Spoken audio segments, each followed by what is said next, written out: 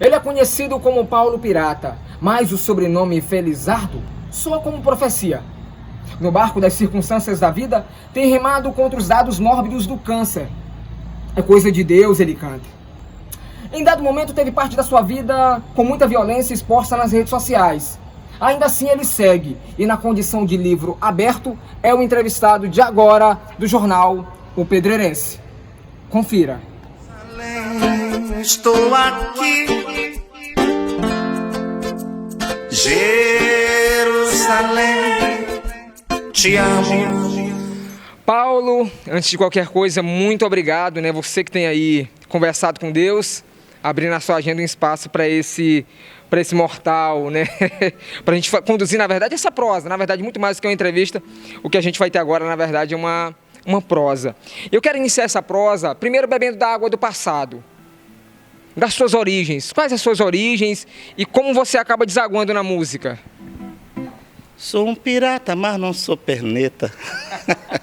Joaquim, meu irmão, graça e paz. Graça e paz.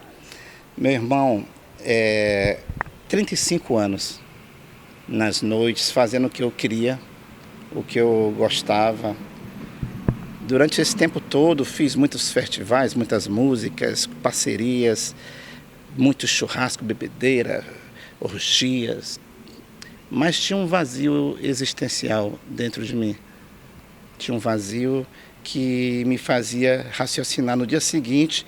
Eu não tinha saudade do dia anterior vivido. É uma coisa muito própria, sabe? Existia um vazio dentro de mim. E eu acredito que vem do berço, né? Porque eu nasci no berço evangélico. Aí, com 12 anos de idade, eu fui para São Paulo. E com 12 anos você não tem uma formação evangélica. Mas eu nasci naquele berço, naquele costume, né? E aí eu acho que começava a me cobrar essa coisa. E daí, então, aconteceram trocentas outras coisas que me trouxeram. Que me trouxeram aqui.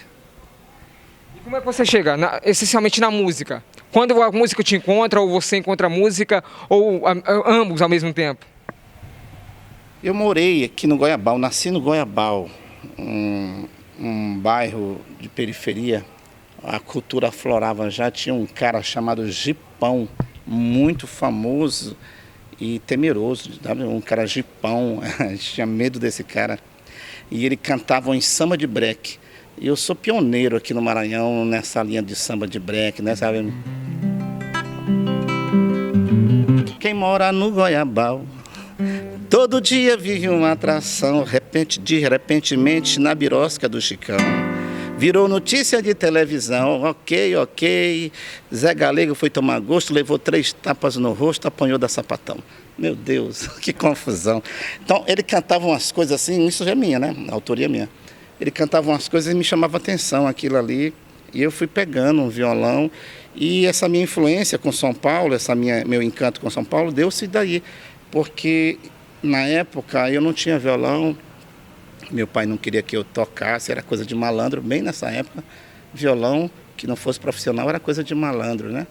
Meu pai era separado da minha mãe e minha mãe me prometeu um violão lá em São Paulo. E adivinha para onde eu fui? Fui bater em São Paulo por conta desse violão.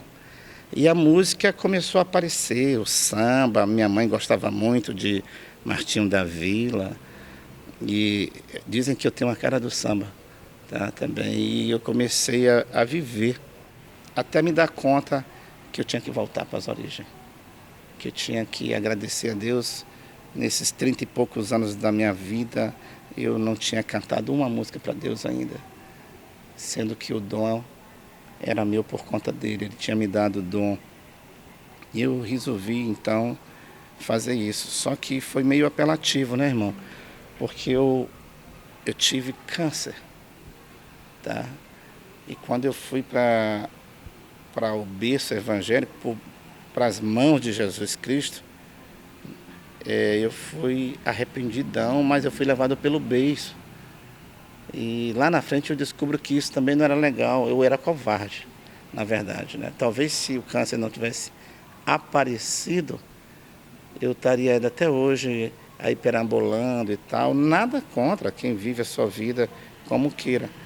Mas eu tinha um vazio existencial, eu sabia que eu não era aquilo que eu vivia, sabe? Tinha algo maior dentro de mim que pulsava. Então eu fui covardemente para Jesus, pedi para Ele uma oportunidade de refazer a minha vida, de voltar do zero e começar tudo de novo, fazer para Ele uma obra, mas não porque eu queria ser um evangélico, que eu queria ser um cara de igreja, sabe? E sim porque eu queria algo diferente, novo dentro de mim. Eu queria viver o sobrenatural. Eu vivia, né? Criava meus filhos, meus netos dessa agenda. E eu resolvi riscar essa agenda. Eu quero apagar essa minha agenda e quero fazer para Ti, Jesus. E aí zerei. E a minha mulher foi o primeiro obstáculo. Como é que nós vamos viver agora, Zé? Até aproveitando esse gancho teu, Paulo, viver de música é ainda mais difícil quando se canta para Deus? E aí você pode continuar essa narrativa. Na verdade, nem tem nada a ver uma coisa com outra, até porque não vive de música cantando para Deus, tá? Você canta para Deus, louva a Deus, é algo bem espiritual, é um momento muito próprio. O que existe aí hoje, tem muitos cantores famosos, claro que em todo canto, todo gênero, né? Toda área, toda religião tem os seus destaques, né? Isso é uma faca de dois gumes, porque o cara, depois que vai para o pícaro da glória, aí eu tenho uma dúvida, né? Que ele tá só 50%, um pé no muro, o outro lá, em cima do muro, né? Mas existe isso. É uma cultura também, né? A cultura evangélica. Eu costumo dizer que o povo evangélico tem uma cultura, ele só não entende que tem, né? Ele tem uma opinião errônea sobre cultura. Ele acha que cultura é uma coisa mundana, né? E eu discordo, eu acho que a cultura é a maior expressão de um povo, é tudo aquilo que caracteriza uma sociedade, um povo, né? Um costume, hábitos, né? Hábitos é a cultura. Nós oramos, nós vamos para a igreja e tal, é uma cultura. Tá? Oramos, né? Vamos para a igreja, fazemos aquela liturgia, tudo aquilo é uma cultura. Eu tenho uma facilidade de fazer música que antes eu não tinha, porque eu tinha que compor totalmente a música. Agora eu vou na Bíblia, dou uma pescada, vejo que está lá e boto a poesia em cima e mando ver, o Espírito Santo batiza. Eu nem assino mais nada, eu boto Paulo Pirata e Espírito Santo, né? Se vier a culpa, compadre, tá lá, devidamente acreditado, né? Tá lá na Bíblia. Mas não é fácil, meu irmão, não é fácil, tá? Se o cara vier com essa ótica, ele saiu aqui do temporal, sabe? Do secular. Ele saiu ali daquela coisa. E ele vem para a igreja, ele já é famoso lá. A primeira coisa que vai acontecer com ele vai se decepcionar. Porque se ele vir para a igreja esperando que a igreja vai dar um respaldo, porque ele é bom, a igreja vai pecar junto com ele, porque o foco é Jesus, né? A relação da classe artística com você, né? Houve alguma mudança a partir dessa nova direção que você tomou?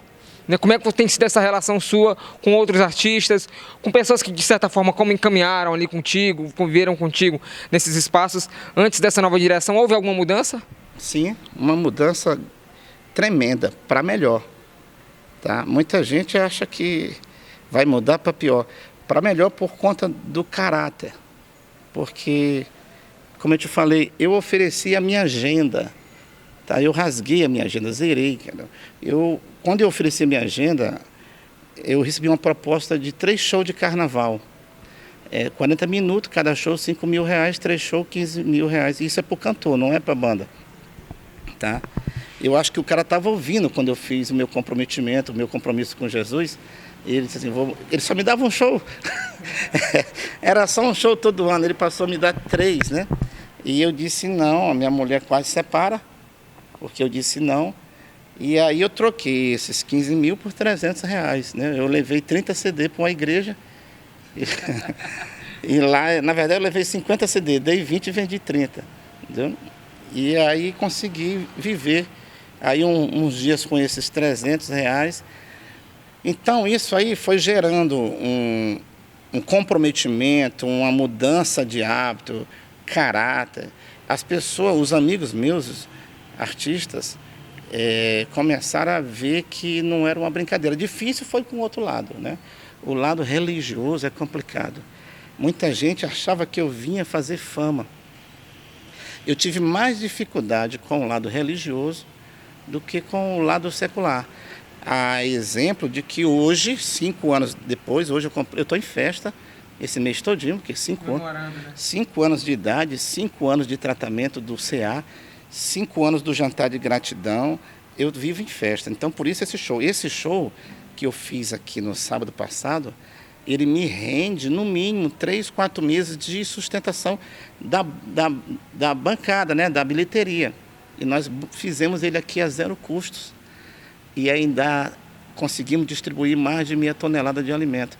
Quer dizer, isso gera uma identidade, né? Então eu caminho livre, transito livre no meio do secular, tá? Hoje, ainda com um pouco de dificuldade, mas caminho também livre no meio da religião, dos religiosos, que lamentavelmente tem que dizer isso, tá?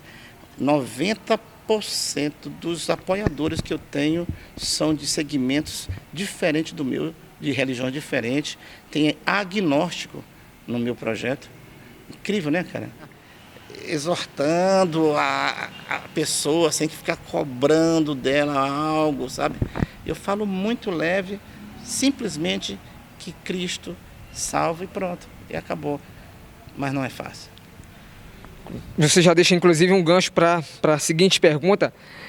Como evangelizar sem impor, sem ter essa cobrança, né? Como é que você define esse processo? Porque, de certa forma, a tua música ela é também uma evangelização. Então, como fazer isso sem dizer assim, cara, tu tem que fazer isso, sem que aquela imposição que comumente, por vezes, é atribuída, inclusive, a segmentos do meio evangélico? Eu cresci vendo isso, tá? Eu cresci vendo essa cartilha. Cara, quando eu tinha 12 anos, eu via minha avó dizendo: amar o Senhor teu Deus acima de todas as coisas e o teu próximo como a ti mesmo. Meu irmão, e o pessoal estava atolado. Em 1980, ele estava atolado nessa lama, não conseguia sair daí. Aí eu volto para cá hoje, está todo mundo lá no mesmo lugar, atolado. Amar o próximo, meu irmão, é muito complicado. Se o cara não conseguir amar, ele não consegue evangelizar, porque evangelizar é amar, é abraçar, é cuidar, é dividir. As pessoas têm um conceito errado de comunhão e convivência, sabe? Comunhão, eu costumo dizer para as pessoas que a metade do que eu não tenho é seu. Então, vou dizer agora para você, que a metade do que eu não tenho é seu. Tá? Vê se você raciocina comigo. O cara tem uma porção, ele tira aqui um fragmentozinho e dá quando dá, né? E comunhão é tu dividir. É dividir. Cara, eu não tenho nada, mas é teu. Eu tenho isso, é teu. E quero te abraçar.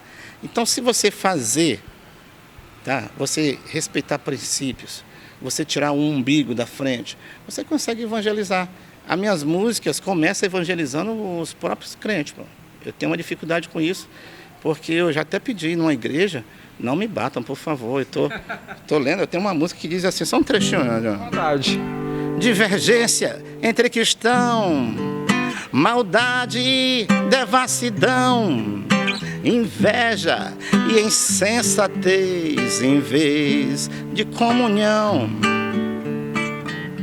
Crente que se vende por poder e mata simplesmente por prazer, a auréola de santidade na cabeça e um podre coração. A gente passa na igreja a quarta, a sexta, o domingo, num treinamento dentro da igreja ali, para se vestir, tá? De cristão mesmo, para se encher de cristianismo e ir para as ruas. Só que o povo não está indo para a rua.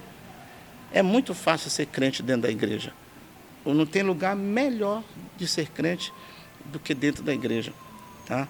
Um exemplo, um show como esse que nós fizemos, uma mega estrutura.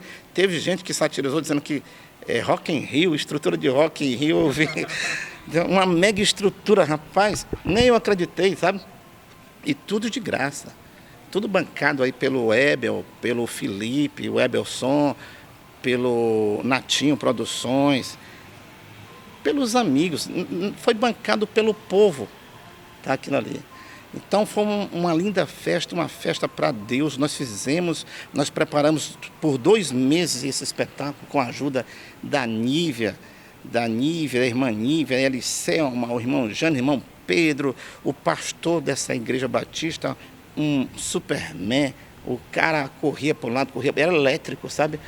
Os pastores da igreja que se comprometeram conosco, todos esses que se comprometeram, nós passamos 2 meses trabalhando e conseguimos trazer uma mega estrutura para a praça de alimentação, tá? Aí fizemos uma imagem do alto e você observa na imagem que a praça está cheia, mas está cheia porque é uma praça de alimentação, já é cheia por si, sabe?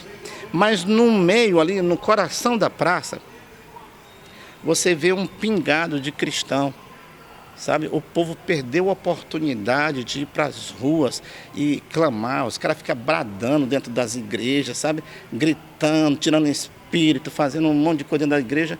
Quando vai para um lugar como esse, aí ele fica igual um cachorrinho, um ratinho, intimidado, calado, porque verdadeiramente não se converteu, meu irmão. Não se converteu. Tá? O cara vai para um lance desse aí, para um show desse aí, ele fica comendo pizzas nas laterais para, sabe, de alguma forma, foi o que até eu escrevi para ti, ele pende para um lado, pende para o outro, né, para esconder o fato de ser crente, para ser melhor aceito na sociedade. Eu não vou pender para um lado, eu não vou pender para o outro, para esconder esse fato. Bendito seja, ó Senhor.